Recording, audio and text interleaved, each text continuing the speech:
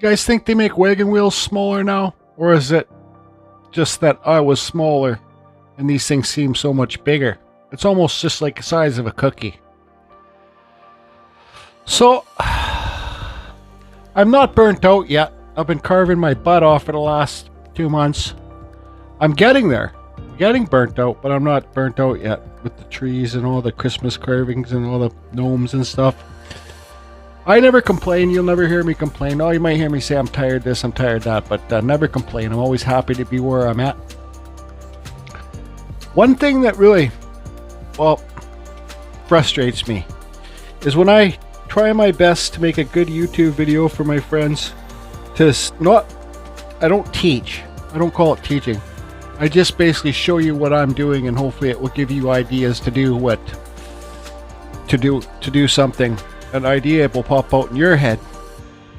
So, but when I film something like this, I spend a lot of time filming. It slows down the progress on the carving itself and the work and the crafting and all that stuff. When I film and I get the whole thing deleted from the very beginning to the very end that I was filming to show you guys what I was doing, that's what frustrates me. That's basically, and well, people frustrate me, but we won't talk about that here. I'm frustrated with this. I spent a lot of hours filming and editing this video, and it got deleted. Okay? So this is a Winter Wonderland gnome number 2. These are crystals. I think these are amethyst points. Okay, so you got the purple ones there. You got some clear ones here. And I think this is called Stitchlight crystal. I even carved a little wood spirit in that one. I didn't sand it that good enough. Don't care. Okay? So, my camera died there. So, this is the fake snow, and I sprinkled it with sparkles. You guys can see how I made this on my other YouTube channel. There's not too many videos on it, but it's called Let Art Find You. Let Art Find You. This snow is made with baking soda and Mod Podge. Somebody corrected me. It's not Mod Podge. It's Mod Podge.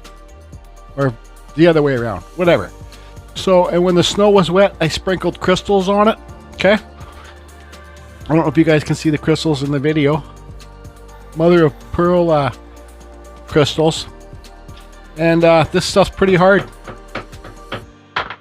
Well, not that hard. But so, to get these crystals in here, what I did is I have a piece of wood here. You can see I got all the lights screwed in there. How I do my Christmas trees, just screw the holes and screw the thing to the back. These lights are on a timer. They stay on for 6 hours, turn off for 18. So, I put my lights in first, okay? Well, first of all, I place the stones where they're going to go, and the gnome. Then I carved little holes for these crystals, okay? And then I sunk the crystals into the holes, put the light through.